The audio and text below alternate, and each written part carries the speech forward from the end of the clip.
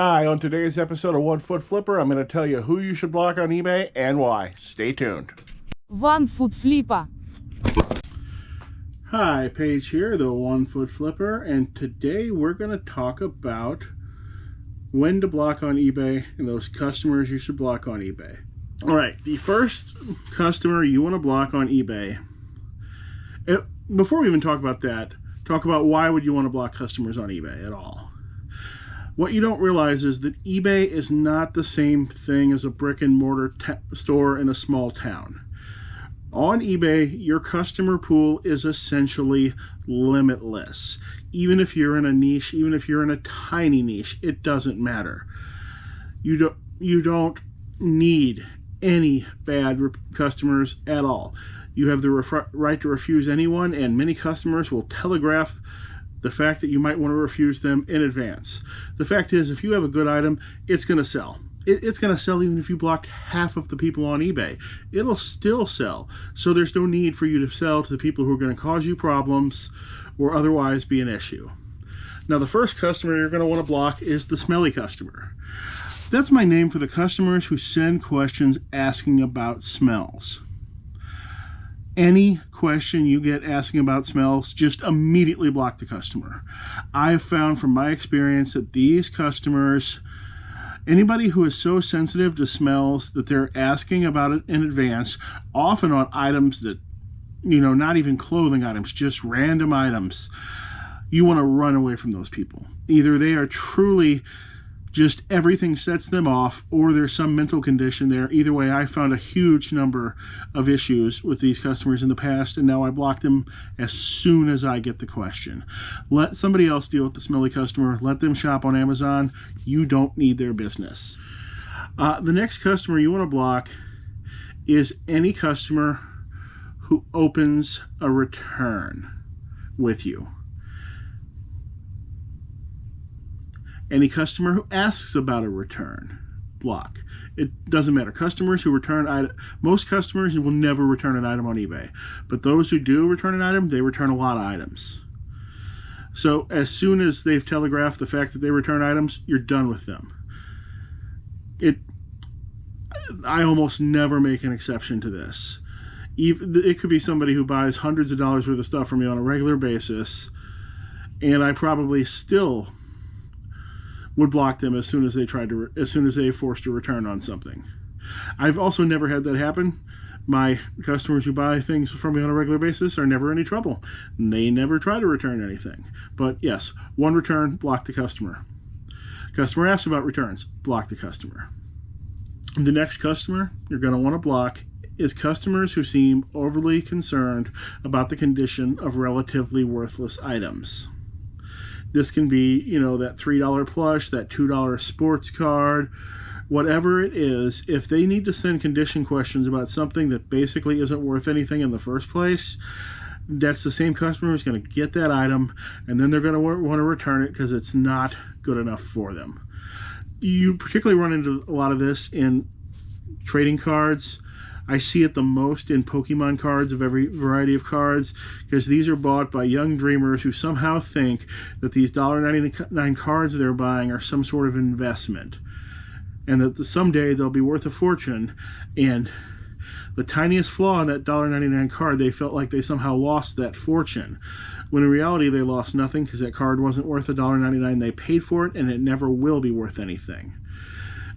These days, generally, especially with Pokemon cards, every card that's going to have true long-term value in the set has it immediately. They don't tend to come out of nowhere and gain value later. You can cut the whole set will spread itself into a value spread, and that spread will stay the same. I mean, the overall values of the cards might go up or down, but a card's not going to go in that set from being worth $2 to being worth $400. Never going to happen. The next customer you're going to block is the customer who leaves bad feedback. They leave you neutral feedback, they leave you negative feedback, they leave you soft positive feedback. Block them. If you have any reason to look at a customer's feedback before they might purchase from you, and you see they have a history of leaving negative and neutral feedback, once again, you just want to block them. Other people will buy your item. You don't need to sell it from them.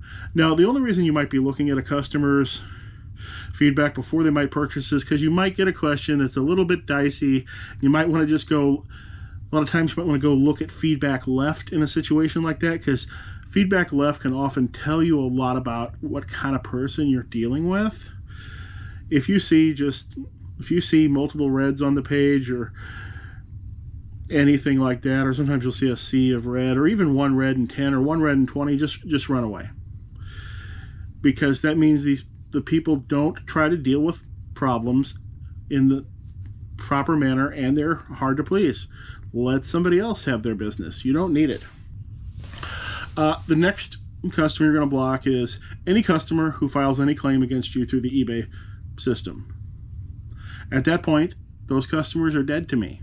Those customers are hurting my numbers. They're not messaging me to see if I can resolve whatever the problem is first. They're just immediately filing a claim instead, and I don't want their business again, regardless of how that claim works out. They file one claim, they're gone. The next customer you're going to want to block is the serial question asker. If every time you answer the question they have another one, or even worse, you wake up in the morning, you come in, you see you have 5 messages and they're all 5 from the same person about the same item, run. You do not want to deal with that customer. If you think they have questions now before they buy the item, wait until they get it. It's just gonna be worse than it was before. Those customers are going to want to return the item, or they're going to have problems with the item when they get it, or they're never going to buy the item in the first place. Do not respond or stop responding to those customers and just block them. Let somebody else deal with that time sink, because you don't have time for that. You want to do things that will earn money for your business, which is listing and shipping, not answering 73 questions from Jimmy about a $3 Pokemon card. It's not worth your time. The next customer you're going to want to block is the confused international customer. I have no problems with international customers, but when I get a confused question from a customer who's coming from another customer who's outside of America, I'm just going to block that customer, because I don't want the problem with the potential claim. Even if they go through the international service, I'm sure your metrics will somehow be hurt by claims made against that, even if eBay takes care of them. And honestly, I don't want anybody paying a whole bunch of money for international shipping on an item that wasn't what they wanted or that they didn't understand. So I block those customers. They can buy from somebody else, not me. And finally, that last category of customers you're going to want to block is the customers who don't pay. You accept their offer, time goes by, they don't pay, maybe you ask them about it, maybe you don't. I don't mind waiting for a customer to pay, as long as they tell me. If they say, hey, I don't get paid till the 14th, can I wait that long? And I'll say, sure, that's fine. But come the 15th, if they haven't paid, they're out.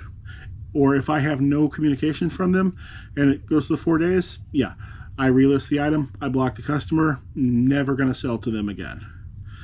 And I guess that's all I have for today. Thanks for watching, and I hope to see you again soon.